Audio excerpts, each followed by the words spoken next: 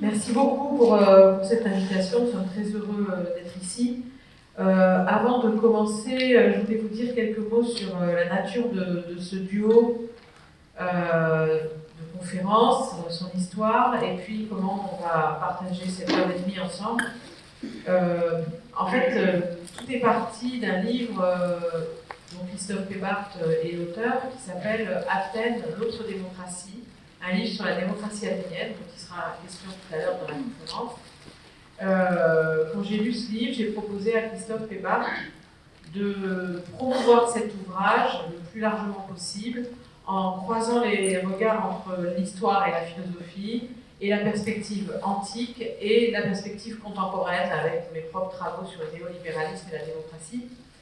On a commencé ce duo de conférences qui est en réalité un trio, puisque contrairement à une conférence classique, on n'a pas un auteur tout seul qui détiendrait la vérité et qui déverserait son savoir, et puis à la fin, par politesse, on prend 2-3 questions. Non, on s'est dit qu'on allait travailler avec le public, qui allait intervenir en fait à l'intérieur de la conférence et pas en fin de parcours, quand tout le monde est déjà prêt à partir. Donc c'est plus qu'un duo, c'est un trio, Christophe Pebart, moi-même et le public. Et ce duo, on l'a intitulé « Histoire et philosophie démocratique de la démocratie ». Alors l'adjectif est important. En fait, nous sommes convaincus que nos deux disciplines, l'histoire et la philosophie, sont dans une relation pas très nette vis-à-vis de la démocratie. Pour ce qui est de l'histoire, une relation un petit peu de pseudo-neutralité, en n'étant pas sûr que la démocratie soit vraiment possible. Bon, on prend l'objet de loin avec un regard froid. Et pour ce qui est de la philosophie, une véritable haine de la démocratie. Je citerai deux exemples, un au début de l'histoire de la philosophie, l'autre plutôt vers la fin.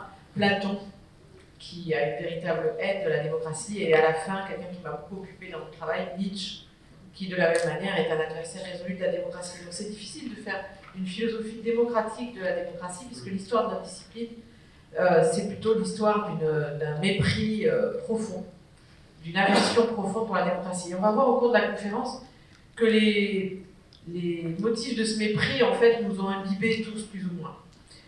Donc voilà, histoire et philosophie démocratique de la démocratie. À chaque fois qu'on fait une conférence, on appelle ça un acte, en hommage aux Gilets jaunes. Et aujourd'hui, c'est le 60e acte de ce trio avec vous, le public.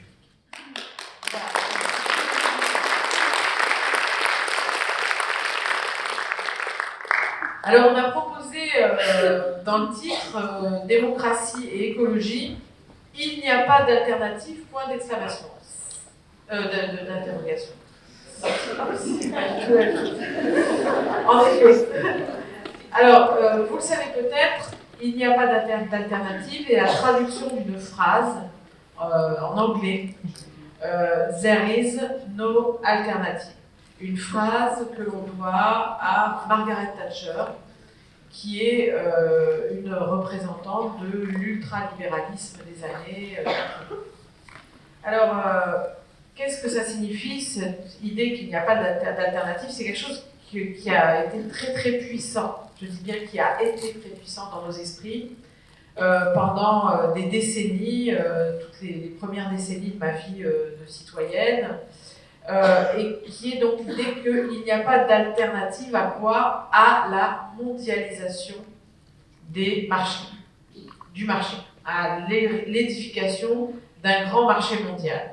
En réalité, le néolibéralisme qui a imposé cette idée-là est beaucoup plus divisé qu'on le croit. En fait, la voie ultralibérale, qui est celle de Margaret Thatcher, qui prône un retrait de l'État, est très différente de la voie ordolibérale empruntée par les Allemands et l'Union européenne, qui vont faire passer ce programme, cet agenda néolibéral de la mondialisation et de l'adaptation de tous à la mondialisation, par un retour de l'État et pas par un retrait de l'État. Donc, en fait, le néolibéralisme est plus pluriel que ce que l'on dit. Et moi, j'ai tendance à considérer que le néolibéralisme, au sens strict, historique, c'est celui qui est né dans les années 30 sur la méditation de la crise de 29, avec le fait que les libéraux réalisent alors que le marché ne s'édifie pas tout seul et qu'il faut absolument l'édifier par des institutions artificielles que sont notamment le droit, les politiques sociales, les politiques d'éducation, la politique du travail, la politique culturelle. Et donc les libéraux des années 30 comprennent qu'ils se sont trompés en croyant que le marché était une donnée naturelle, spontanée, qui s'édifiait toute seule et qu'il suffisait que l'État se retire. Ils comprennent qu'au contraire, il faut que l'État revienne dans le jeu pour ériger le marché et pour fabriquer les agents du marché que nous ne sommes pas naturellement. Donc c'est pour ça que le néolibéralisme va s'associer avec un État très puissant, omniprésent et très autoritaire. Le néolibéralisme va élaborer également une théorie de la démocratie. Mais c'est une théorie très particulière qui repose sur la conviction que le démos, qu'on traduit en grec par peuple, qu'on traduit en français par peuple, le mot grec, que le démos est inapte à la mondialisation. Il faut donc adapter les populations à cette mondialisation parce que les populations sont naturellement rétives, réactives, retardataires, archaïques et elles veulent des frontières, elles veulent se protéger, elles veulent des clôtures. Et le monde vers lequel nous allons, c'est un monde sans clôture et sans ralentissement, un monde d'accélération permanente, sans frontières. Cette thèse, les néolibéraux comme Walter Lippmann, que j'ai beaucoup étudié dans un livre qui s'appelle Il faut s'adapter, cette thèse se veut une relecture de Darwin, Charles Darwin, avec l'idée que tout évolue, tout est en évolution permanente, mais en même temps que Lippmann dit ça, il trahit complètement Darwin, puisqu'il considère que l'évolution aurait un sens préétabli, et ce sens, ce serait, je vous l'ai dit, la mondialisation de tous les marchés, la liquidation de toutes les frontières et de toutes les clôtures. Donc, en fait, une version téléologique, comme on dit en philosophie, avec l'idée qu'on connaîtrait la fin de l'histoire, et que la fin de l'histoire, ce serait la mondialisation. Darwin n'a pas du tout dit ça, il a dit au contraire que la fin de l'évolution n'était pas donnée et que l'évolution partait dans une multiplicité de sens. Vous voyez la multiplicité extraordinaire des espèces qui créent de nouvelles possibilités de vie, qui ne sont pas déjà inscrites dans un récit fixé à l'avance et qui partent dans toutes les directions. Je renvoie à l'extraordinaire biodiversité de la vie. Donc, chez les néolibéraux, une trahison de Darwin avec une vision téléologique. Il faut aller vers la mondialisation du marché et le faire par une politique d'État très autoritaire qui va par exemple réquisitionner tous les moyens de l'industrie culturelle, le cinéma, les arts, la radio, les journaux, et puis bientôt la télévision et pourquoi pas maintenant les réseaux sociaux, pour fabriquer une main-d'œuvre adaptée à la mondialisation des marchés. Cette théorie de la démocratie repose donc, vous l'avez compris, sur la thèse de l'incompétence du peuple à prendre les bonnes décisions. Et donc, cette théorie de la démocratie va se muer en une démagogie, c'est-à-dire qu'il va falloir conduire, agoger en grec, la population dans la bonne direction. Sachez que pour les néolibéraux, le peuple n'existe pas, c'est une fiction inventée par les révolutionnaires. Il n'y a pas de peuple, il n'y a qu'une population, un agrégat d'individus qui ne comprend pas qu'il constitue un collectif. C'est ce que les néolibéraux vont appeler l'apathie, le fait que la masse ne ressent rien comme un collectif et que chaque individu est replié avec son foyer sur ses intérêts propres, en termes de consommation, en termes de travail, en termes de reproduction de l'unité familiale. L'unité des néolibéraux, c'est le foyer. C'est le foyer. Chaque foyer est en compétition avec les autres foyers pour se reproduire, pour produire et pour consommer. Et donc, il n'y a pas de peuple. Il n'y a qu'une masse apathique qui est incapable de se conduire elle-même. Et ça va donner dans la version contemporaine la thèse selon laquelle les populations sont bourrées de biais cognitifs. Elles prennent toujours les mauvaises décisions. Par exemple, elles ne vont jamais choisir l'écologie, elles vont toujours être du côté de la dégradation de l'environnement, etc. Donc il faut trouver des techniques pour mener les populations dans la bonne direction. J'y reviendrai tout à l'heure dans la deuxième partie. Alors ce qu'il faut que vous sachiez, c'est très important, c'est que cette thèse de l'incompétence du peuple, elle n'est en fait pas inventée par les néolibéraux, elle est inventée par les théoriciens de la démocratie représentative. Au XVIIIe siècle, on a une poussée révolutionnaire extraordinaire à la fois aux États-Unis et en France, à la faveur des deux révolutions américaines et françaises, qu'on appelle les révolutions atlantiques. Dans ces pays, et un peu partout dans le monde, l'idée athénienne d'un démos qui aurait le kratos, d'un peuple qui aurait le pouvoir de se gouverner lui-même, refait surface, revient au devant de la scène. Et pour la bourgeoisie libérale qui assiste à cette poussée démocratique, c'est un véritable danger. La démocratie est un danger, elle est impossible. C'est la porte ouverte au chaos, à la violence. C'est, comme dira Tocqueville dans De la démocratie en Amérique, c'est une sauvageonne, une enfant des rues, qu'il faut domestiquer. Et donc, ils vont construire le récit d'un nouveau gouvernement qu'ils vont appeler le gouvernement représentatif. Puisque le peuple est incompétent, la seule chose qu'on peut lui concéder, parce qu'il faut bien lui concéder quelque chose, on sort de la monarchie absolue, et ce qu'on va lui concéder, c'est la capacité à se choisir des représentants élus qui s'exceptent du peuple et de son incompétence par leur vertu, la vertu des élus.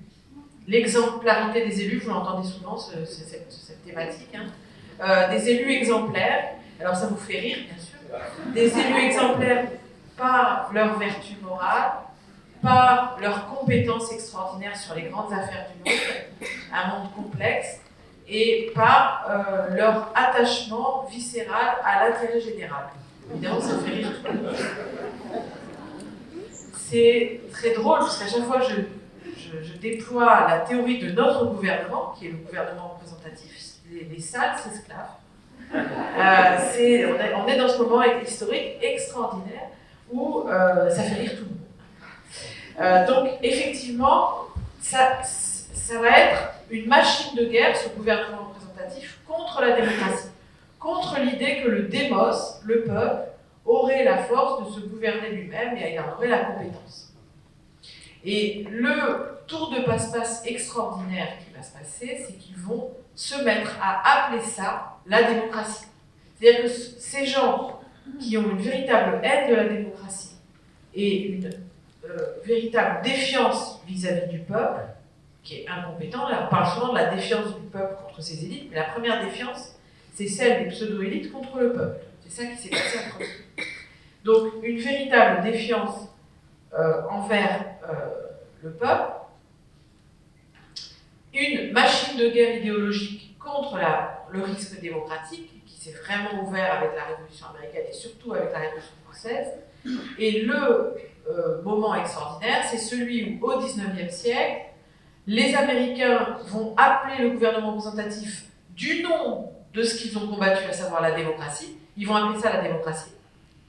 Et on va faire la même chose en France à partir de la deuxième moitié du XIXe siècle, enfin à partir de 1848 et le suffrage universel, on va confondre le suffrage universel, les élections, le fait d'élire des représentants supérieurs à nous, on va le confondre avec la démocratie. Et c'est là-dedans qu'on est enfermé aujourd'hui. Quand vous demandez à quelqu'un la démocratie c'est quoi, très souvent il va vous répondre c'est les élections. Alors que pas du tout. Le dispositif des élections et l'idéologie des élus, c'est né contre la démocratie. Je ne sais pas si c'est clair pour vous. Donc, on s'est mis à appeler démocratie le contraire de la démocratie, enfin l'un des contraires possibles, il y en a plein d'autres. Il y a aussi la dictature, il y a aussi la monarchie absolue, il y a aussi la tyrannie, il y a aussi le totalitarisme. Mais le gouvernement représentatif, c'est un des contraires de la démocratie, c'est notre régime.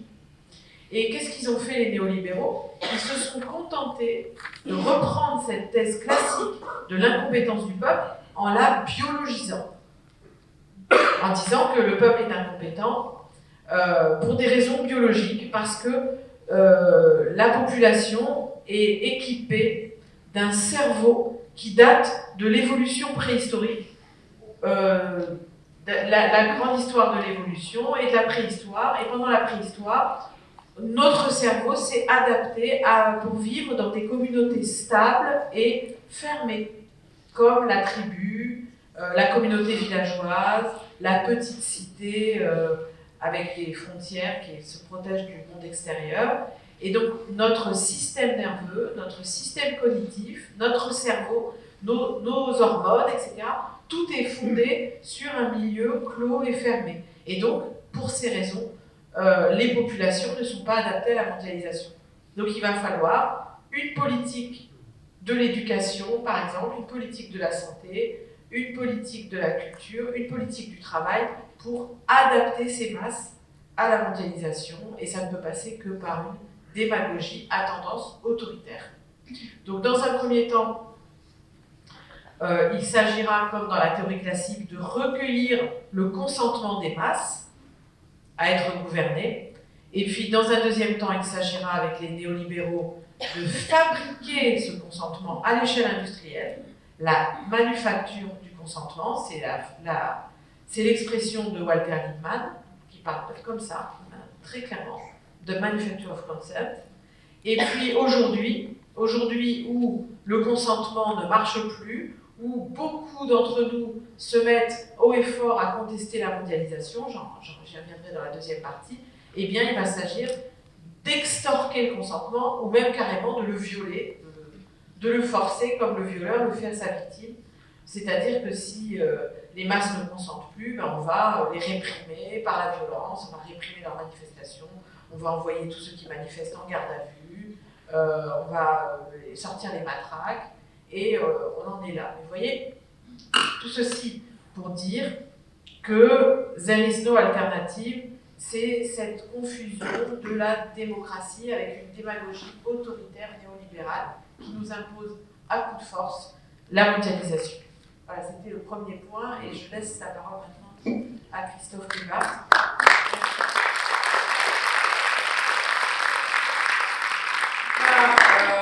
Nous montrer, et c'est le titre de sa première section, que cette incompétence, c'est le titre que tu as proposé ce matin quand on a préparé la conférence, une incompétence qui vient de loin. Oui, je voulais d'abord, bonjour à toutes et à tous.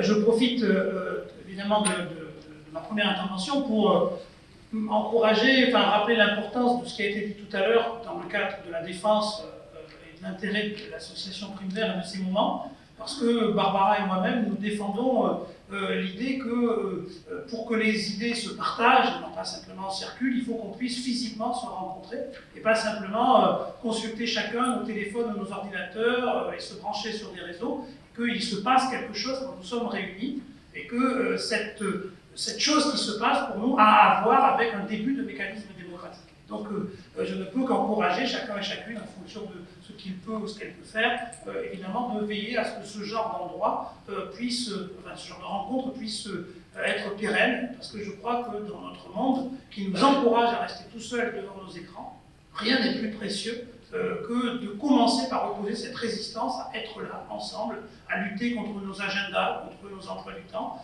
qui sont très souvent de puissants vecteurs de « j'en peux plus, je suis fatigué, je reste à la maison, j'ai autre chose à faire ».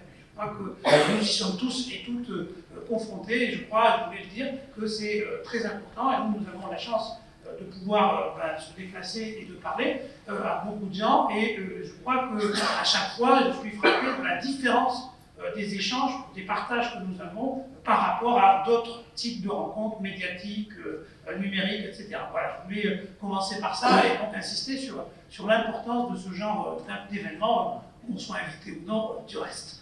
Alors, l'incompétence qui vient de loin, je voulais essayer de souligner dans cette intervention l'intérêt de l'histoire. Parce que l'histoire est un enjeu et très souvent, elle est en quelque sorte caricaturée en une forme d'exercice qui consisterait à dire comment c'était avant. Le niveau 0, c'est bien sûr les dates, hein, voilà. Mais finalement, le reste, c'est comme une sorte de récit un peu gratuit qui intéresserait des amateurs et des amatrices de choses dépassées, mais voilà, qui auraient la chance d'être payés par l'État pour pouvoir parler de choses anciennes un peu désuètes et sans grand intérêt.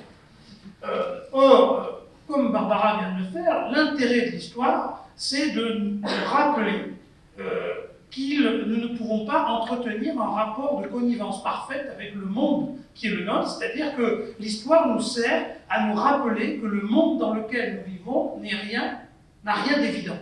Donc, tout ce que nous considérons comme une évidence, du point de vue de l'histoire, ne l'est pas, car l'histoire, et d'autres sciences sociales, mais l'histoire en particulier, ne cesse de nous rappeler que des sociétés humaines ont fait des choix très différents, et donc, en quelque sorte, constitue un réservoir permanent de possibles. Non pas pour y trouver des modèles à répéter, mais pour y trouver une sorte de point d'appui pour introduire une dimension critique par rapport au présent. Je le dis, s'il y a des historiens et des historiennes dans la salle qui se sentent tranquilles quand l'extrême droite, la droite, une partie aussi parfois de la gauche, critique l'université, la sociologie et les sciences sociales, que les historiens et les historiennes ne se trompent pas, vous êtes les prochains et les prochaines sur la liste. Parce que l'histoire est une discipline dangereuse et dans toutes les dictatures, on ferme les départements de sociologie et d'histoire précisément parce que l'histoire, qu'elle le veuille ou non, elle introduit cette distance critique qui permet à chacun et chacune de dire « mais pourquoi on fait comme ça puisqu'avant on faisait autrement ?» Une question toute bête, mais qui est une question en fait extrêmement puissante, qui est la question critique. Et vous verrez que ça marche partout, hein, pour ne prendre qu'un seul exemple. Il y a quelques années, certains manifestaient dans la rue, ils n'étaient pas tous habillés en noir, enfin, c'était un peu le même esprit, et ils disaient une famille c'est un papa et une maman, n'importe qui a fait un peu d'histoire, un peu de sociologie, un peu d'anthropologie ne peut qu'éclater de rire devant cette affirmation. Vous voyez, donc c'est ça l'histoire, c'est ce moteur-là, cette ouverture de l'esprit et des yeux. Donc quand on prend l'objet démocratie, évidemment la première opération que vient d'entamer Barbara, c'est, comme on dit de manière un peu savante, cuistre, c'est historiciser les mots que nous utilisons. C'est-à-dire quand on parle de démocratie représentative, en fait, ce mot, il a une histoire, il a été construit, il a une origine. Et comme Barbara l'a dit, quand on regarde, mais c'est vraiment pas du tout caché, il suffit juste de regarder, les textes existent, ils sont connus. La première chose qu'on constate, c'est que le mot est inventé pour faire disparaître la démocratie. C'est-à-dire, c'est pour faire disparaître la perspective démocratique. Et je vais prendre juste un seul exemple, donc un homme du directoire, hein, c'est le Roderer, comme le champagne. Donc, voilà ce qu'il dit lorsqu'il parle de la démocratie représentative. Il dit « Elle est démocratie en ce sens que les représentants sont choisis sans condition de naissance. » Ça, c'est la conséquence de la Révolution française, donc plus d'aristocratie de naissance. Mais elle est démocratie représentative, et c'est la suite qui compte, et non plus démocratie pure, parce que ce n'est plus le gouvernement de la totalité des citoyens, mais seulement une partie des citoyens.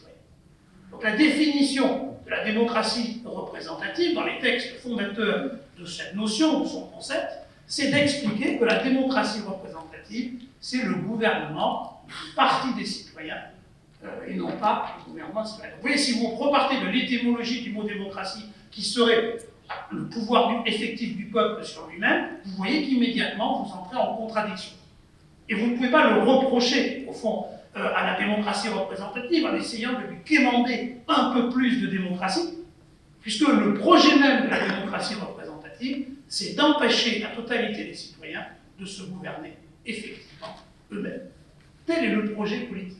Mais les perspectives révolutionnaires imposaient de garder le mot démocratie, parce que le mot démocratie permettait de dire au peuple, nous n'avons pas oublié les révolutions, nous n'avons pas oublié cette demande de pouvoir, et je vais dire en un mot de quoi s'agissait-il surtout, nous ne l'avons pas oublié, nous l'intégrons, mais nous inventons un nouveau système qui permet, au fond, de tenir compte et de votre incompétence et de la complexité des problèmes, de l'impossibilité pratique de mettre en place une démocratie sur laquelle je vais revenir. Alors, il faut le dire quand même de manière explicite, pourquoi les puissants n'aiment pas la démocratie? Ce n'est pas la démocratie qui leur pose problème. C'est la peur de ce que le peuple pourrait faire s'il avait le pouvoir. C'est-à-dire, essentiellement, redistribuer les richesses. Cette question, vous la trouvez dans tous les textes, que ce soit au moment de la Révolution américaine ou au moment de la Révolution française. Pour eux, démocratie, ça veut dire les pauvres sont majoritaires, ils vont nous faire les poches. Voilà, c'est tout. C'est leur seule peur. Donc c'est pas le problème, c'est pas la démocratie en tant que telle. C'est la peur des décisions qui pourraient être prises par le peuple. Donc ça, c'est le moment démocratique. Alors, ce qui est très intéressant, c'est que toutes ces réflexions, tous ces débats se font sur l'oubli total d'Athènes et de l'exemple athénien. Et je vais maintenant en dire quelques mots et dire pourquoi cet oubli me paraît significatif et important. Je vais le dire en une phrase, ensuite je vais vous rappeler des éléments de base, mais pourquoi c'est important? Parce que Athènes représente, à minima, un exemple historique d'une démocratie qui dure pendant plus de 2 siècles, qui s'exerce sur 2500 km², c'est-à-dire la taille d'un petit territoire, d'un petit département français.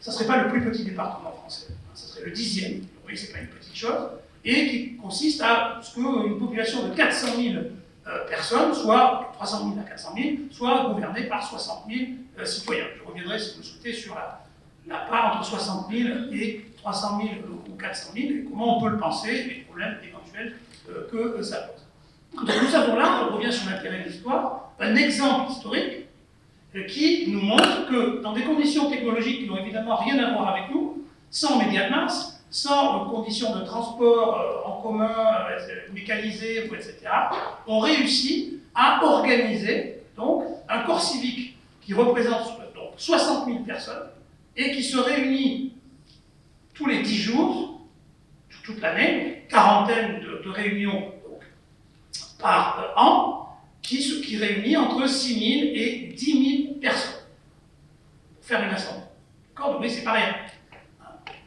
Donc, évidemment, quand vous regardez ça, vous vous dites, on comprend pourquoi tous ceux qui nous mettent dans la tête que c'est impossible n'ont pas envie de discuter de ça. Parce que là, vous vous apercevez que, avec des conditions très rudimentaires, ils ont réussi à faire fonctionner quelque chose sur des bases qui ne peuvent que nous étonner, nous. Tant que tout ça nous paraît impossible. Alors, comment ça fonctionne en pratique?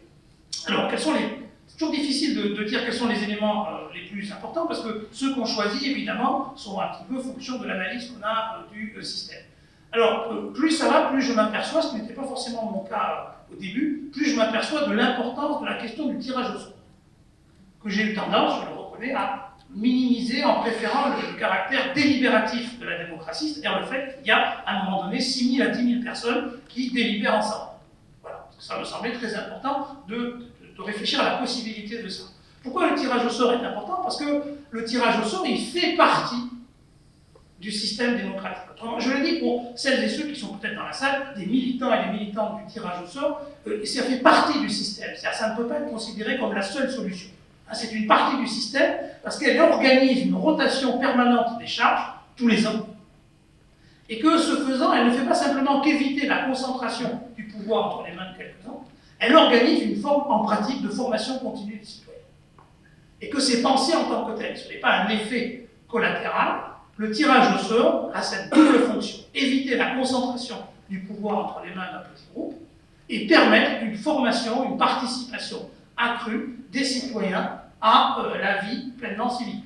Pour que vous compreniez, je vais dire vite, il faut imaginer que nous soyons tous et toutes régulièrement tirés, députés, ministres, Premier ministre. C'est ce niveau de responsabilité, donc c'est pas pour décider dans son propre quartier si on va militer pour que la commune ait la 3e fleur ou la 4e fleur. Ou se préoccuper des trottoirs ou du stationnement. C'est la vie permanente de la cité, c'est-à-dire les grandes questions diplomatiques, la guerre ou la paix, etc., qui sont de toute façon choisies par le peuple assemblé, donc entre 6 000 et 10 000 personnes. Donc, deuxième intérêt par rapport à nous, c'est la question de la formation des opinions. Comment les opinions politiques se fabriquent? Parce que souvent, quand on parle de la démocratie athénienne, immédiatement arrive l'impression qu'il y aurait des lois un petit peu, comment dirais-je, permanentes, universelles de l'histoire, qui feraient que tout peuple plongé dans la démocratie finirait par choisir des démagogues ou des tyrans.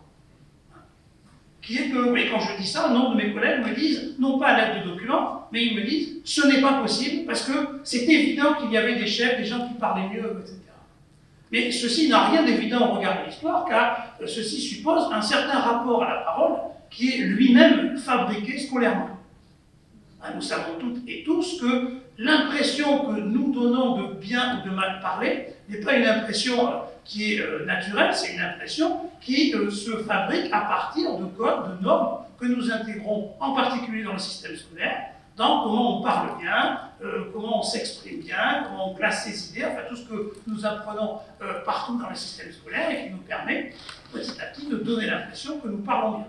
Et puis, régulièrement, il y a des accidents, quelqu'un qui arrive avec un gilet jaune et qui ne va pas parler comme ça et qui brutalement va nous donner l'impression de dire plus de choses vraies que ceux qui parlent en 3 parties, avec introduction et conclusion.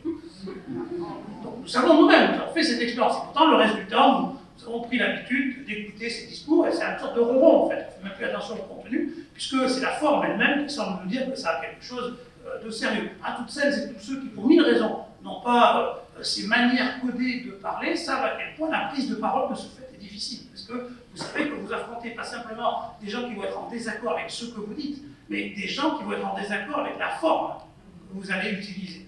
C'est vrai pour tous ceux qui sont minorisés, racisés, la question de la prise de parole, bien sûr, des femmes, des gens de catégorie sociale inférieure qui se disent toujours bah, c'est bon, il a parlé, il parle mieux que moi je ne sais pas trop, enfin voilà, qui est aussi un humus pour le système représentatif qui fait que autant voter pour des gens qui savent parler à notre place parce que ce sera mieux, moi c'est trop compliqué, j'y comprends rien, j'ai pas le temps.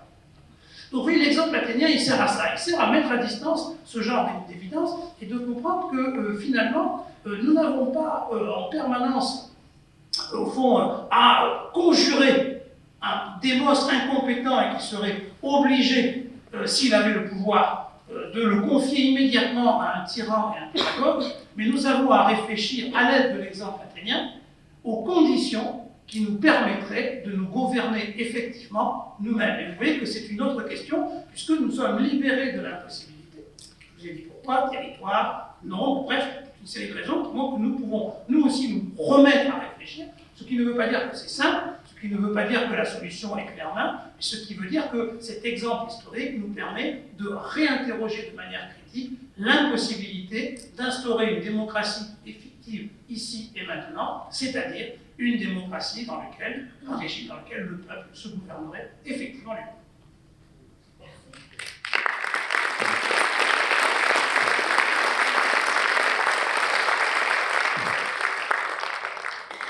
Alors, il est temps maintenant de faire un premier échange avec vous. Il y en aura un autre ensuite.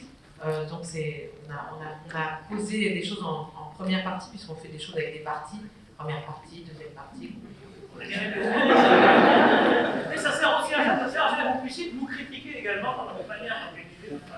Et donc, on dispose d'une quinzaine de minutes pour échanger sur ce premier temps. La parole est à vous. Qui veut prendre la parole?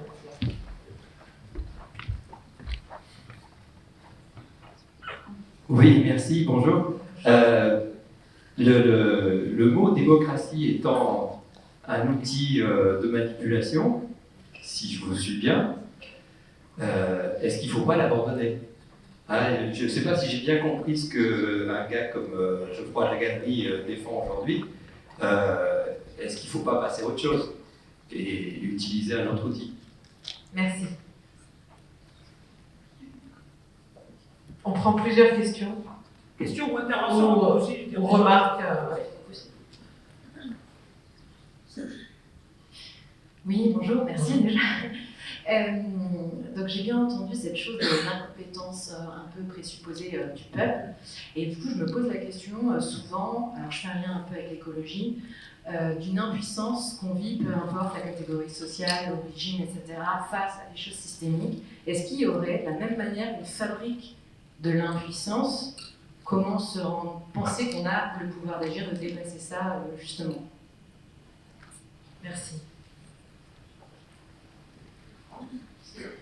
Moi, c'est juste une petite remarque, parce qu'en fait, on propose de faire un exercice démocratique là, mais je voudrais bien qu'on exclue déjà les gens qui n'ont pas les moyens de rentrer ici dans la salle.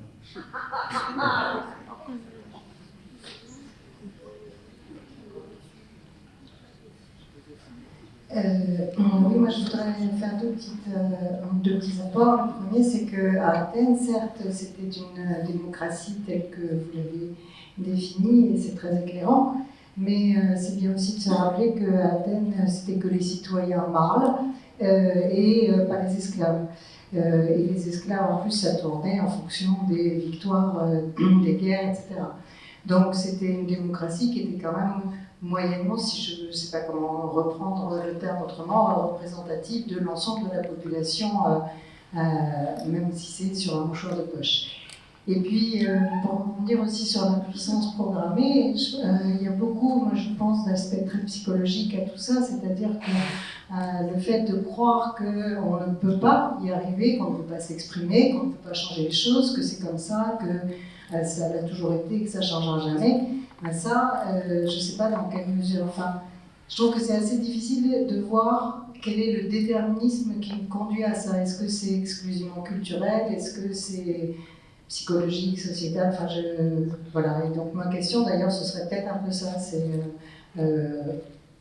d'où ça peut. Est-ce qu'on peut identifier d'où ça vient vraiment, et surtout comment on peut faire pour changer ça?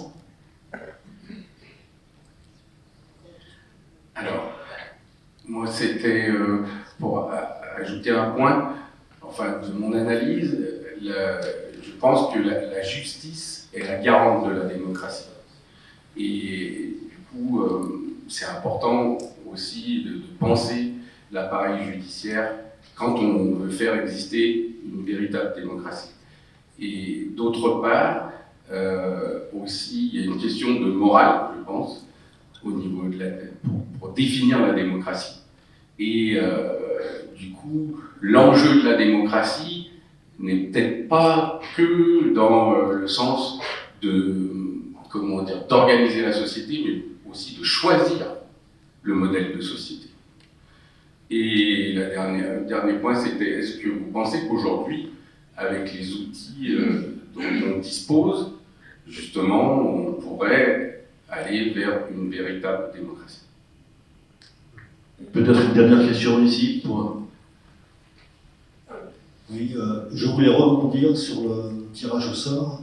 Au début, je trouvais ça moi aussi un peu gadget, ça me dérangeait. Maintenant, je commence à changer d'avis à ce sujet et je trouve que c'est bien parce que ça oblige la personne qui est tirée au sort à se hisser, à faire un effort. Parce que je pense qu'un gros problème de nos sociétés, c'est une sorte de paresse intellectuelle qu'on a tous, tout en chacun.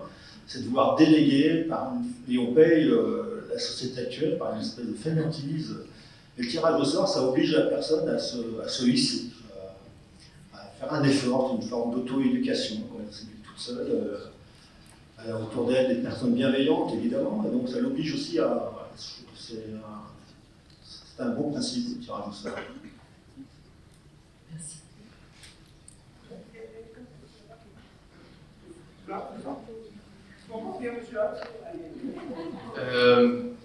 J'ai une question, moi, c'est pourquoi avoir besoin du tirage au sort? Pourquoi pas responsabiliser tout le monde, finalement? Et pourquoi centraliser le pouvoir quelque part, là où on pourrait s'organiser plus localement? Je sais pas, souvent, pas forcément organiser un gouvernement centralisé, mais s'organiser en territoire, où les gens sont conscients de ce qu'ils ont besoin, des problématiques qu'ils font face, et peut-être qu'émergerait quelque chose de ça. Un État, je sais pas.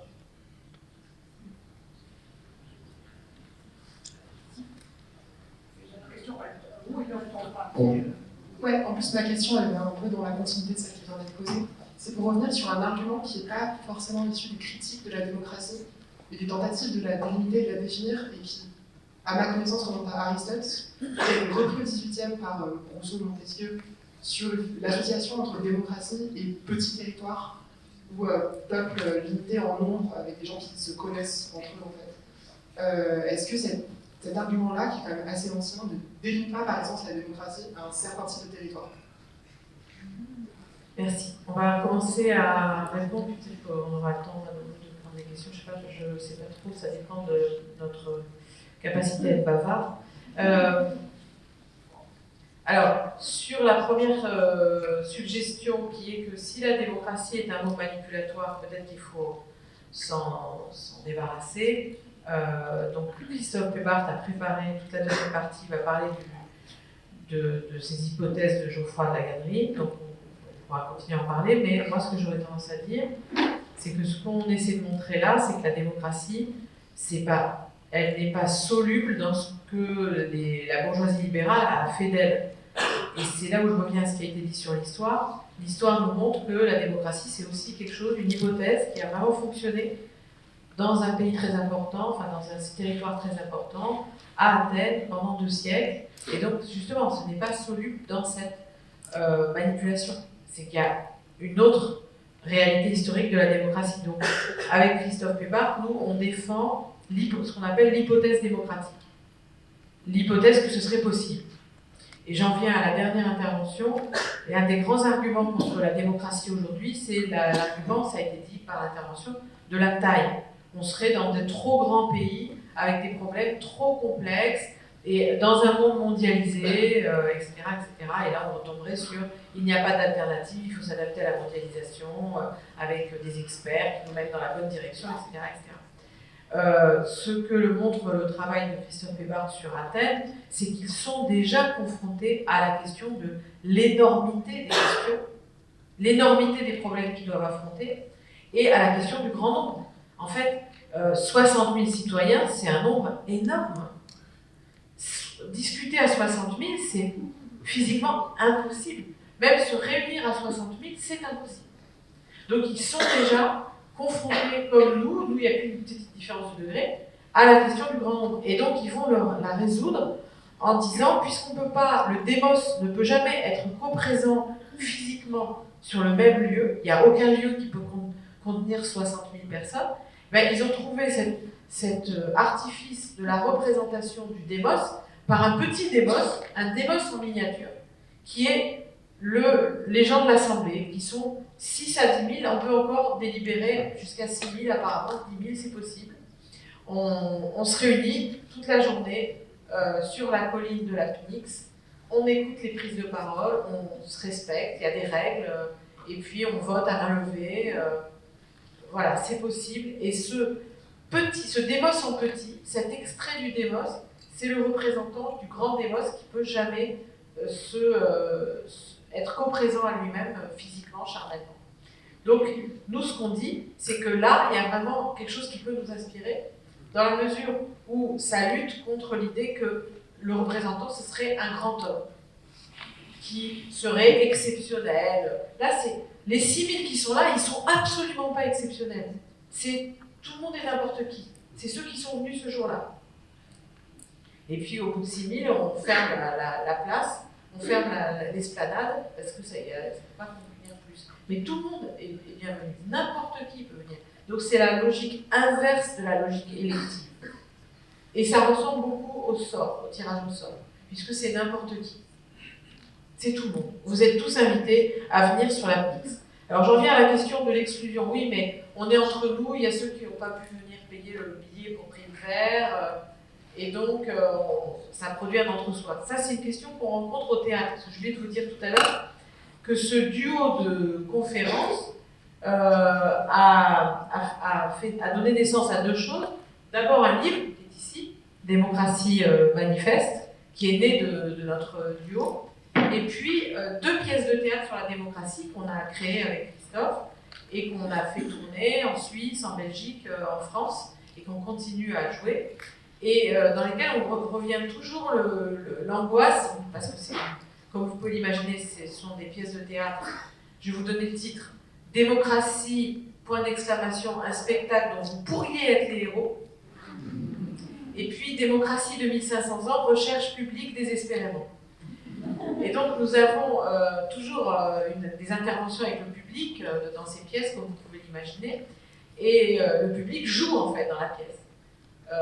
C'est un peu la magie de notre dramaturgie, de notre scénographie, d'avoir réussi ça. Et la question qui revient souvent, qui traverse le public, c'est une angoisse, mais si on était pas enfermés dans un entre-soi. Où sont les autres? Les quartiers populaires, les gens qui sont loin. Et nous, ce qu'on essaie de montrer, c'est que avec ceux qui sont venus déjà, on peut faire démocratie parce qu'en fait, on n'est pas d'accord, déjà entre nous. En réalité, il y a des lignes de fracture sur l'écologie, sur le Covid, sur la démocratie, sur énormément de questions. Donc, même s'il y en a toujours qui ne sont pas là, moi, ce que je propose, enfin, ce que nous proposons, c'est déjà essayer de faire assembler avec ceux qui sont là et de montrer qu'il ne s'agit pas d'une assemblée unicolore où tout le monde est d'accord. Sur l'impuissance, c'est lié intrinsèquement à la question de l'incompétence. Moi, je me suis assez d'accord avec les philosophes pragmatistes qui considèrent que le savoir, c'est du pouvoir, le pouvoir, c'est du savoir. Et donc, si on règle la question de l'incompétence et qu'on arrive à établir celle de la compétence du peuple pour se gouverner lui-même, alors il aura le pouvoir. Je pense que c'est vraiment la clé, c'est toute la question autour du savoir. C'est en tout cas comme ça qu'on entre dans la question. Et puis je finirai sur la justice, la démocratie et la justice. Je suis assez convaincue qu'il n'y a pas de démocratie possible sans état de droit, un état dans lequel l'individu est protégé de l'État, de la puissance de l'État par des droits individuels. Mais par contre, il peut y avoir un état de droit sans qu'il y ait de démocratie. Et c'est très dangereux de confondre l'état de droit et la démocratie, parce qu'on peut tout à fait être dans un pays dans lequel on a le droit de manifester, on a le droit de pétitionner, on a le droit de critiquer le président de la République, mais on n'a aucun pouvoir pour gouverner le pays, et c'est le pays dans lequel nous sommes. Nous sommes dans un état de droit très abîmé, mais un état de droit, mais nous ne sommes pas en démocratie.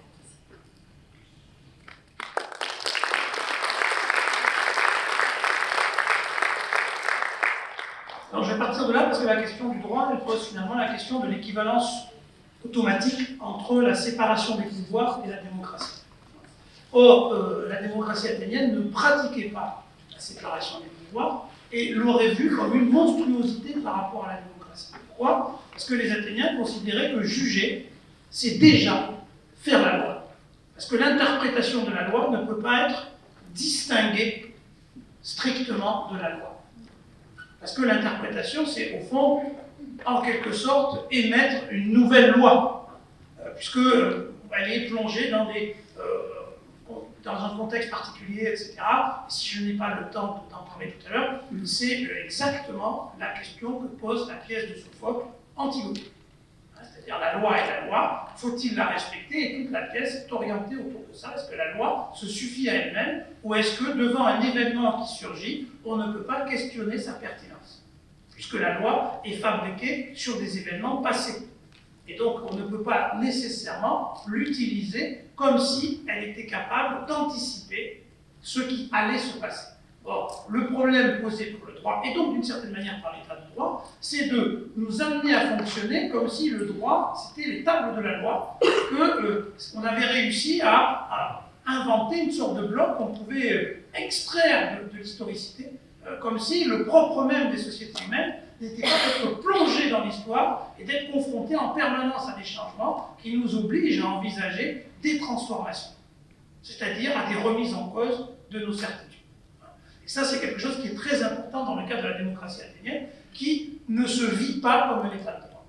C'est-à-dire qui se vit, alors je sais qu'aujourd'hui ça fait peur parce que c'est quasiment de l'extrême droite, mais qui se vit comme un régime dans lequel c'est le peuple qui gouverne. Et donc, si on a fait une loi un jour, le lendemain, on peut en rediscuter si un certain nombre disent on n'est pas sûr que c'était une bonne décision, on recommence, on redébat, vous voyez, c'est-à-dire qu'il n'y a pas, etc. Alors je le dis parce que souvent, nous avons la facilité, j'y reviendrai tout à l'heure sur le froid de la Guémerie, de nous abriter derrière des décisions déjà prises parce qu'elles nous arrangent, pour dire c'est pas la peine d'en reparler.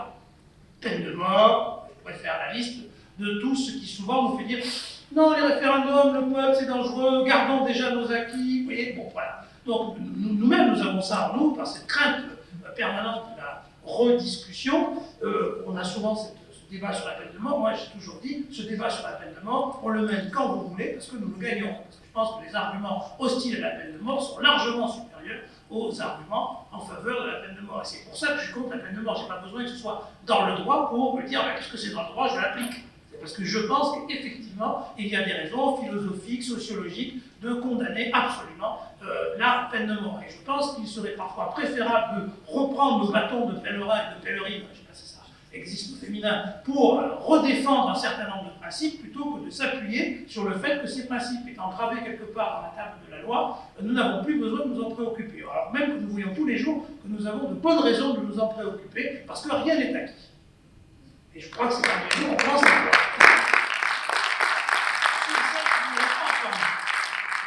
La question de l'état de droit pose évidemment le problème de l'autoritarisme inscrit dans le droit.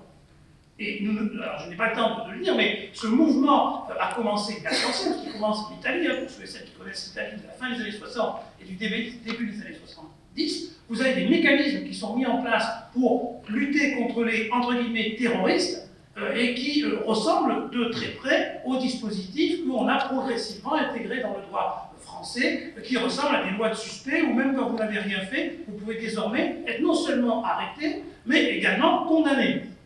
Je vous rappelle que là, en ce moment, dans le droit français, si un de vos proches dit « tu ne peux pas aller chercher un ami qui arrive à l'aéroport, vous allez le chercher, vous le ramenez », vous pouvez être en complicité de terrorisme.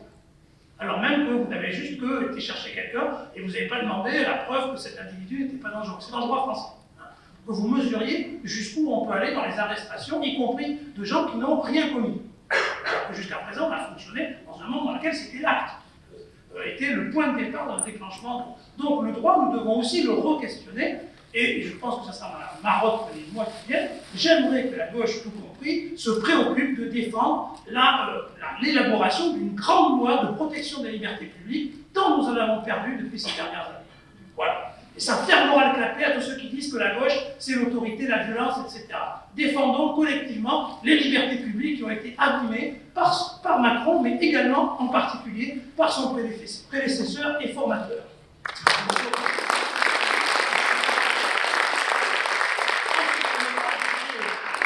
Donc, alors, grand 3, les limites de la démocratie athénienne, c'est pour les profs d'histoire. Pour ceux qui ont fait le cours et qui s'en souviennent, les femmes, les esclaves, les étrangers, c'est la sainte trilogie des limites de la démocratie athénienne. Alors, bien entendu, c'est un gain de définir un universel en intégrant hommes et femmes. Donc il n'y a pas de débat là-dessus. Simplement, la question de l'exclusion, qui est un terme en plus qui pose pas, disons, de la non-participation à la délibération politique des femmes, est aujourd'hui utilisée pour entretenir la confusion entre ce qui se passe à Athènes, à savoir des citoyens mâles qui se réunissent, qui délibèrent, qui votent eux-mêmes leurs lois, avec le simple droit de vote qui consiste à donner à ceux qui votent, puis à celles qui votent, un égal droit à ne pas se gouverner. Mais c'est ça la différence. C'est-à-dire qu'en fait, il ne s'agit pas de dire que... Donc c'est pas mieux parce que les femmes ont le droit de vote. Ce serait mieux si, par ce droit de vote, il s'agissait de gagner en délibération publique au même titre que les hommes qui votaient avant. Vous voyez? Donc c'est en ce sens-là que si c'est un gain sur le plan de la définition et de la compréhension de ce qu'est l'universel, de mon point de vue, ça ne doit pas nous faire oublier que ça ne peut pas accompagner un changement de définition qui consisterait à dire la démocratie, c'est désormais une somme de droits individuels et plus le droit du peuple à se gouverner effectivement lui-même, garanti par lui-même. Ah oui, si, dernier truc sur la psychologie. Les esclaves. Ah oui, les esclaves, merci. Le fait que les esclaves ne sont pas une condition. Alors, les esclaves, il y a des esclaves partout, il n'y a pas de la démocratie partout, c'est une phrase de Castoriadis qui me paraît assez juste. Et surtout, sans rentrer dans les détails, les esclaves à Athènes n'assurent pas la production nécessaire à la vie politique. C'est-à-dire que sans esclaves, il y aurait pu avoir une démocratie à Athènes. L'immense majorité des citoyens travaillent. Donc il n'y a pas simplement la vie politique, ça revient sur les questions du coup d'impuissance ou de fainéantise, etc., qui est que nous vivons dans un monde dans lequel le fait d'avoir le temps de se rencontrer, de discuter, etc., est devenu quasiment un luxe. Et ce luxe n'est pas simplement le fait de payer un ticket d'entrée pour rentrer ici. Donc, nous avons aussi à réfléchir aux conditions de production de la possibilité démocratique, et en particulier la récupération de la dimension politique du temps. Avoir le temps ou ne pas avoir le temps, ce n'est pas simplement une sorte de hasard lié au hasard de nos vies. Nos vies sont organisées pour que nous n'ayons quasiment que le temps de penser à nous-mêmes. Voilà. À à commencer par les déplacements qui nous mènent du domicile au travail, du domicile à toutes les activités des enfants quand on en a, au commerce, etc., qui fait que tout prend énormément de temps, nous fatigue et fait que avoir le temps de venir, etc., ben c'est déjà quasiment un effort qu'on fait par rapport à d'autres choses, on arbitre.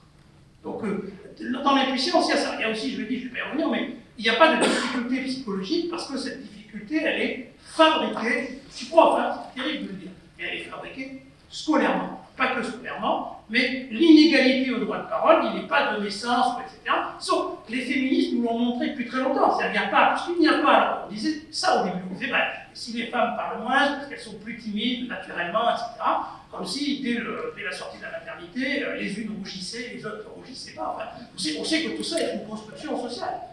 Alors, bien sûr, ce n'est pas si simple. Une fois qu'on l'a dit, ça ne veut pas dire que c'est facile de lever la main et de dire, je vais parler dans une salle. Ça reste compliqué, c'est encore un autre problème. Mais il n'en demeure pas moins que, historiquement, nous savons que tout ça est une fabrication. Comment les Athéniens s'en sortaient? Ben, à la place de la morale qui a été évoquée tout à l'heure, c'est mon dernier point, ils utilisaient une autre valeur dont on parle peu. Alors, ceux et celles qui connaissent Michel Foucault connaissent sûrement ce mot, c'est la parésia. La parésia, donc, étymologiquement, ça veut dire le fait de tout dire, mais quand on regarde au 5e siècle, spécifiquement athénien, la parésia, ça veut dire autre chose. Ça veut dire le fait de reconnaître en chaque citoyen, et donc maintenant nous pouvons dire en chaque citoyen et en chaque citoyenne, une égale capacité à pouvoir dire vrai pour tous. Vous voyez, c'est-à-dire qu'en fait, c'est comme ça qu'on se sort du piège libéral et néolibéral qui nous enferme dans la situation qui voudrait que nous ne pouvons que penser à nous-mêmes, qu'à regarder notre nombril, à part quelques individus exceptionnels qui pensent à l'intérêt général. Donc, les Athéniens, c'est une valeur, c'est-à-dire que ce qui structure l'Assemblée, c'est-à-dire qu'en quelque part, ça pourrait être ce qu'il faut avoir écouté, c'est peut-être la bonne solution. On voit tout le chemin qu'il nous reste à accomplir, quand nous sommes persuadés quasiment au premier mot que ça va pas, ça va, et que nous organisons quasiment nos propres censures individuelles en fonction de ce qu'on va entendre, parce que nous n'avons même plus envie d'être confrontés à des contradictions radicales, même modérées, de ce que nous pensons, tant nous avons pris l'habitude d'être enfermés autour de nos propres certitudes.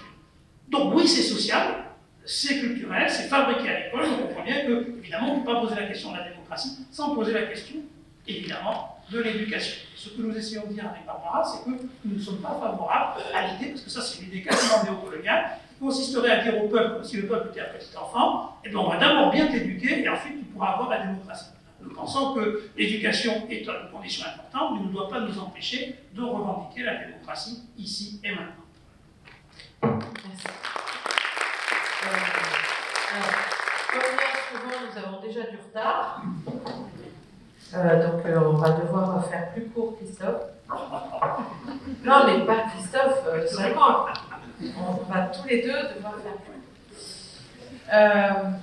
Alors, je vous disais qu'on était dans un monde, moi j'étais née dans ce monde-là, il n'y a pas d'alternative à la mondialisation, il faut s'adapter, la France souveraine sur son territoire c'est terminé, il faut entrer dans la compétition mondiale, mondialisée, there is no alternative, et la démocratie, eh ben, c'est conduire les populations dans la bonne direction en fabriquant leur consentement à la mondialisation. Voilà, c'est tout ce que je vous ai raconté tout à l'heure. Et puis, cette espèce de certitude qui fonctionnait assez bien, hein. Finalement, tout le monde s'est mis à se dire oui, il faut s'adapter, le monde change, il se mondialise, etc. Ça s'est fracassé. Au tournant des années 2000, cette espèce d'évidence s'est fracassée sur une nouvelle évidence qui est que la mondialisation peut-être nous mène dans le mur. Qu'elle est insoutenable sur le plan social, mais aussi sur le plan écologique, sur le simple plan des conditions de la vie sur Terre. C'est au tournant des années 2000 que se produit ce choc, et où finalement les élus soi-disant exceptionnels, l'élite soi-disant plus compétente que nous, qui nous mènent dans la bonne direction, devient finalement quelque chose qui nous apparaît comme incompétent et dangereux, puisque nous menons dans une direction délétère. Un monde mondialisé, c'est un monde dans lequel, vous avez dit, chaque pot de yaourt fait 3 fois le tour de la planète avant d'arriver dans notre assiette pour caricaturer les choses, mais en gros, c'est quand même de ça dont il s'agit.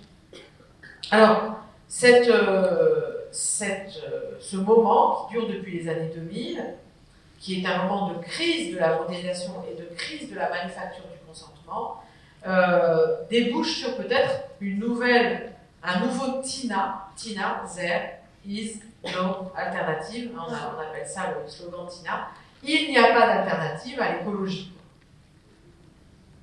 en fait.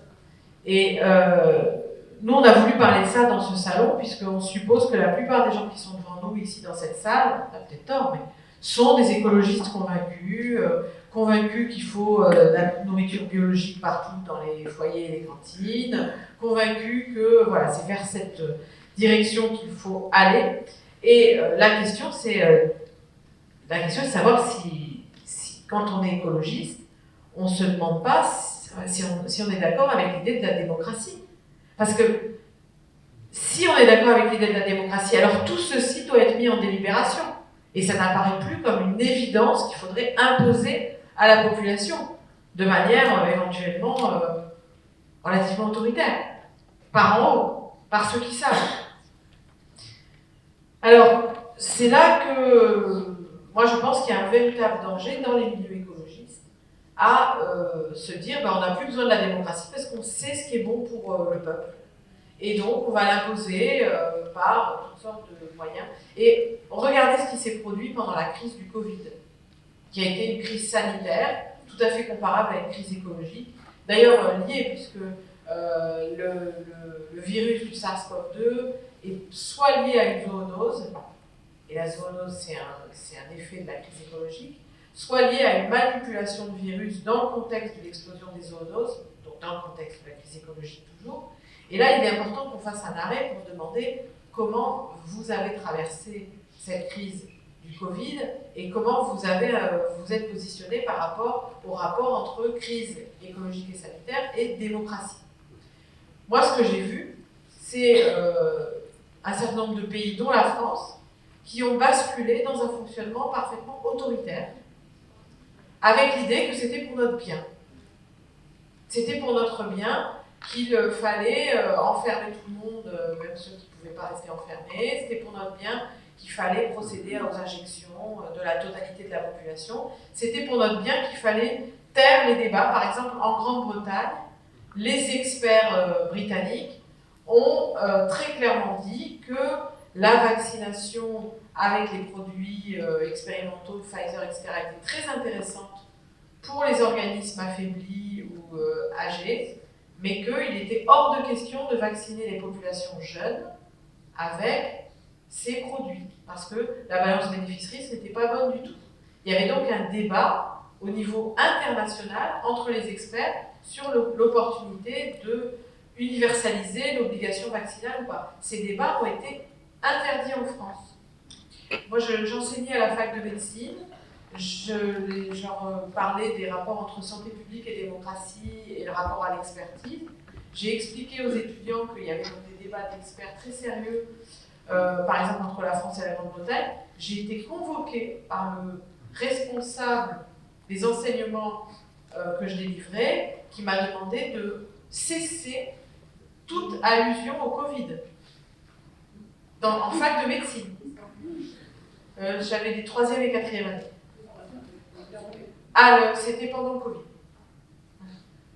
C'était, je pense, ça faisait déjà 1 an et demi qu'on était dans cette crise et les cours en présence reprenaient, enfin les cours normaux, les cours en présence, c'est les cours normaux, reprenaient et donc voilà, je faisais un retour sur donc une conception de l'expertise complètement déviée par rapport à ce qu'est la science. La science, c'est la disputation apaisée, la dispute apaisée, la discussion apaisée autour de différentes alternatives.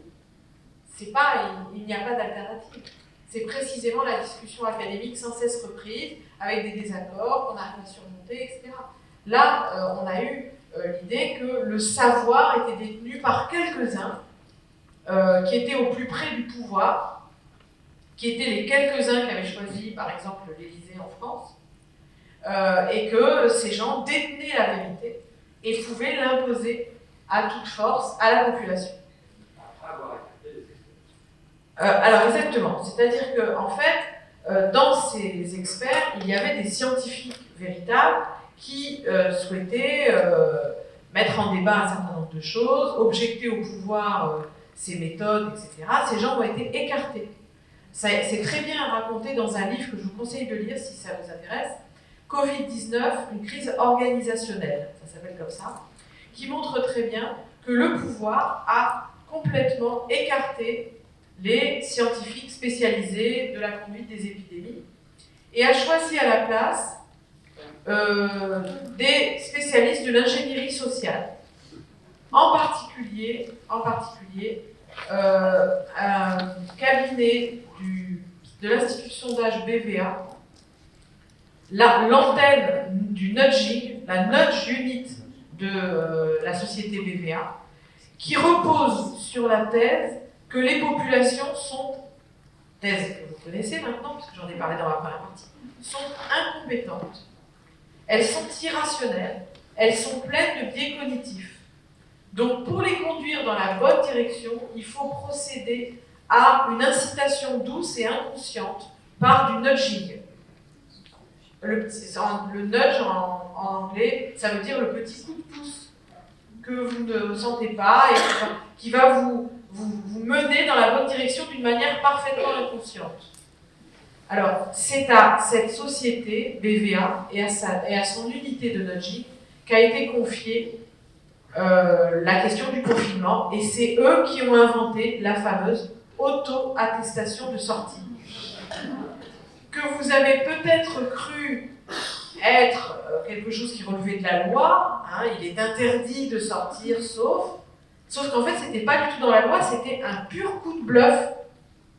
Ça a ressemblé comme ça à quelque chose qui était dans le marbre de la loi. En fait c'était un outil de nudging inventé par cette BVA Nudge Unit et qui vous poussait à devenir vous-même votre à pratiquer vous-même l'autoconfinement, l'auto-autorisation de sortie, et ensuite l'autodiagnostic. Pardon? Ah bon? Mais je croyais qu'on avait fait une minute. On a commencé un petit peu avant. Très bien. Donc je vais abréger et vous dire, vous pouvez très bien remplacer le Covid par le dérèglement climatique. Et vous pouvez très bien vous dire, je suis dans un monde où je veux que ce soit ceux qui savent, qui connaissent le dérèglement climatique, qui savent que la population est incompétente, qu'elle est ignare, qu'elle est irrationnelle, qu'elle va vouloir polluer, et qu'il faut donc faire les choses à coup de force. Alors, pour éviter de sortir la matraque, par du nudging, par de l'incitation douce, par de l'ingénierie sociale. Et pour notre part, Christophe Pébart et moi-même, c'est un monde que nous refusons. Et donc, la question qui s'ouvre devant l'écologie aujourd'hui, c'est est-ce qu'elle va être capable, la pensée écologique, les mouvements écologistes, est-ce qu'ils vont être capables de passer par l'hypothèse démocratique plutôt que par l'hypothèse autoritaire? Je crois que c'est vraiment la grande question qui se pose à nous.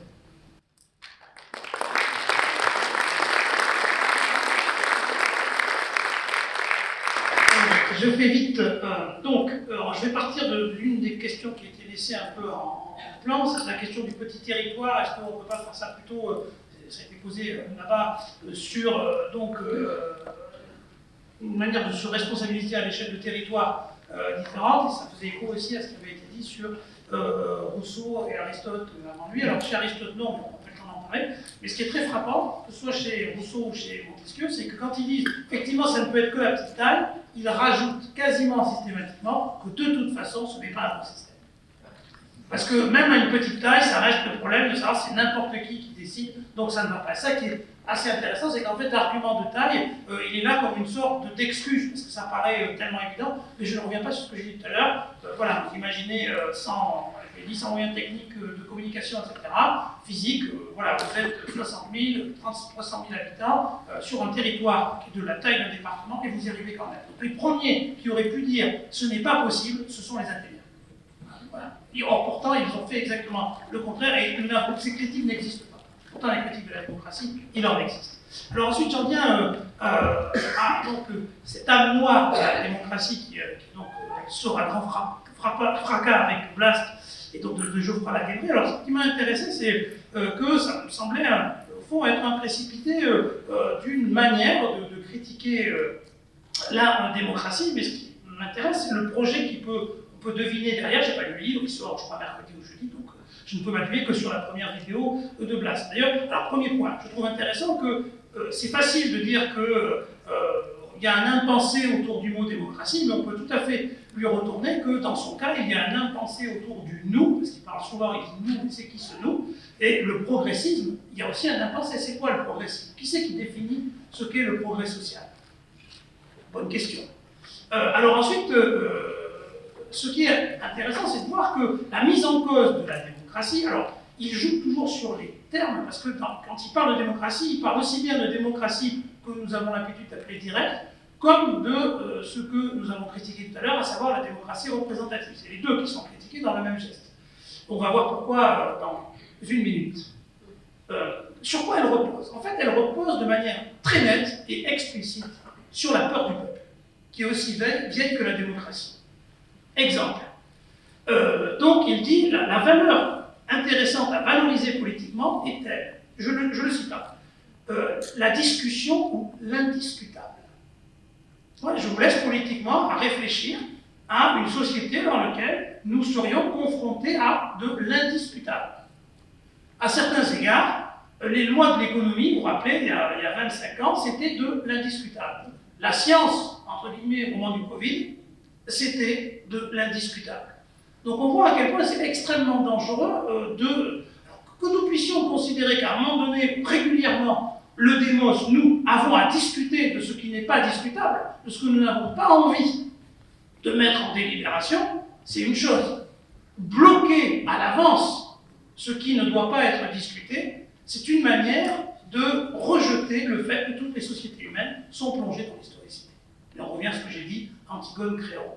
Je n'y reviens pas. Ensuite, je viens sur un autre élément qui est là très intéressant. Il cite Foucault et l'accord que Foucault accorde au gouvernement Mitterrand de 81 en expliquant que, je cite Foucault, les premières décisions de 81, donc peine de mort, décision en faveur des immigrés, donc toutes ces décisions se fondaient sur, ouvrez les guillemets, une logique qui n'allait pas dans le sens de l'opinion majoritaire. C'est-à-dire qu'elle entre dans l'idée que la bonne décision, c'est une décision qui n'est pas majoritaire. Je vous fais remarquer que la plupart des décisions contre lesquelles nous manifestons sont défendues exactement pour les mêmes raisons. Vous êtes tous des feignants, vous voulez partir à la retraite à 60 ans, mais le gouvernement vous explique que vous niez l'évidence et que, contre la majorité, il doit, lui, assurer la pérennité du système de retraite et donc passer à 64, 65, 67, 70 et jusqu'à la mort, si c'est nécessaire. Donc, c'est le même argument. Alors ensuite, je le cite, parce que là, moi j'avoue que je vais vous lire la phrase. Donc il en tire cette réflexion. L'élaboration de réformes progressistes suppose parfois une certaine autonomie de l'État, du gouvernement, par rapport aux aspirations directes des gouvernés ou à l'opinion croissante. Si c'est ce principe qui permet de dessiner une alternative à la démocratie, moi personnellement, ce principe ne me convient pas. Parce que c'est pas parce qu'on a accolé pour se faire plaisir l'adjectif progressiste à réforme qu'on règle le problème qui consiste à considérer qu'à un moment donné, un corps extérieur au monde social, l'État, pourrait gouverner, dans le sens du bien, une masse qui ne serait pas capable de trouver le bien. Et enfin, on arrive à la dernier élément, qui est de quel droit, je sais toujours pour les guillemets, de quel droit les autres me gouvernent. Alors ça, c'est une question extrêmement importante, puisqu'elle pose la question, au fond, du pouvoir en démocratie. C'est une bonne question de savoir pourquoi on accepterait a priori quelque chose avec lequel on ne serait pas d'accord. Ça marche même si on est en assemblée directe, voilà, à la fin il faut bien décider, donc une manière courante de décider d'organiser un vote, qu'il soit à la majorité qualifiée, etc., on peut toujours envisager une prise de décision avec laquelle je ne suis pas d'accord. Donc pourquoi devrais-je obéir à une décision que je n'ai pas prise? Donc c'est un argument qui est intéressant, et il continue, il dit au fond, ce qui ne lui convient pas, c'est que toute personne a, en tant qu'elle vit sur le même territoire que notre, le droit d'avoir un pouvoir sur elle, la compétence pour le faire. Alors ce qui m'a intéressé, c'est ici de réduire la citoyenneté au fait de vivre sur le même territoire. Et je voudrais terminer en vous proposant une définition alternative de la citoyenneté qui s'écarte de ce modèle, qui est le modèle qui vient de la Révolution française, qui veut que la citoyenneté s'élabore à partir d'un territoire. Avec évidemment la question étranger, pas étranger, mais qui est fondée à partir de cette territorialisation de la citoyenneté. Au XVIIIe siècle, avant les révolutions, on n'associe pas nécessairement la citoyenneté au territoire, parce qu'on considère qu'être citoyen, ça peut se traduire par une reconnaissance de droits universels. Et à partir de ce moment-là, déclaration des droits de l'homme et du citoyen, il n'y a pas de territoire. Donc a priori, on peut être citoyen du monde. C'est un idéal du XVIIIe siècle. Alors, qu'est-ce qu'on peut proposer comme définition? Alors, je vous soumets celle-ci, qui vient de Marcel Mauss, qui a écrit en 1925, donc c'est un sociologue anthropologue, qui a écrit un texte fameux qui s'appelle L'essai sur le don, qui a 100 ans, plus, parce que c'est 1925. Et dans la conclusion de cet essai, voilà ce qu'il dit. Toute notre législation d'assurance sociale, donc on est avant la sécurité sociale, ce socialisme d'État déjà réalisé, vous avez bien compris que la sécurité sociale qui s'annonçait, c'est du socialisme. Je vais y revenir. Ce socialisme d'État déjà réalisé s'inspire du principe suivant. Il parle de la retraite. Le travailleur a donné sa vie et son labeur à la collectivité d'une part et à ses patrons d'autre part. Et s'il doit collaborer à l'œuvre d'assurance, payer un peu, ceux qui ont bénéficié de ces services ne sont pas quittes envers lui, les patrons, avec le paiement du salaire, et l'État lui-même, représentant la communauté, lui doit, avec ses patrons et avec son concours à lui, une certaine sécurité dans la vie contre le chômage, contre la maladie, contre la vieillesse, la mort. Que nous dit ce passage? Il nous dit quelque chose de très intéressant. C'est-à-dire qu'il démontre que nous ne pouvons pas choisir, comme bon nous semblerait, avec qui nous sommes attachés. Lorsque nous arrivons dans le monde, d'ailleurs il est toujours intéressant que beaucoup de ces philosophes qui réclament la liberté, l'amitié à la place de la famille, ne nous expliquent pas comment il faut éduquer les enfants. Puisqu'on se demande toujours comment les enfants diraient « moi je ne veux pas de toi, je peux faire mes amis, mais à quel âge on a le droit de faire ce choix ?» C'est une question intéressante. C'est-à-dire que la question de l'attachement social, on arrive dans un monde qui nous attache. Là, on n'est pas libre, on peut choisir éventuellement de se détacher plus tard, mais on est attaché, c'est le propre même de la société. Donc, ce que dit Mauss, c'est la chose suivante. C'est-à-dire qu'en fait, l'attachement social, c'est ce système de don contre don, de don et de dette, qui fait qu'au fond, par notre activité, quelle qu'elle soit au sens large, même au-delà du travail, au fond, nous contribuons à la société. Et par notre contribution, la société, dans son ensemble, nous doit quelque chose. Et qu'à un moment donné, nous pouvons nous penser en situation qu'il est temps, désormais, de retourner ce qui a été reçu de façon, au fond, à annuler, si c'est possible, la dette collective qui a été contractée. Alors, pourquoi c'est intéressant? D'abord parce que ça permet de dépasser, la logique comptable. La sécurité sociale, ce n'est pas un problème d'argent, c'est un problème de choix de société. Deuxième intérêt, vous pouvez bénéficier de la sécurité sociale sans avoir la nationalité française. Vous avez donc réglé la question de la confusion entre citoyenneté et nationalité, et vous pouvez donc ouvrir ce droit plutôt que d'être obligé de vous enfermer. Et troisième avantage, vous vous obligez collectivement à penser le fait qu'il ne peut pas y avoir de démocratie sans l'acceptation de ce point de départ. Nous sommes toutes et tous des êtres sociaux et nous vivons tous dans une société dont nous ne pouvons pas nous extraire. Et c'est précisément parce que nous ne pouvons pas nous en extraire et que nous en faisons toutes et tous partie que nous pouvons revendiquer un égal droit à la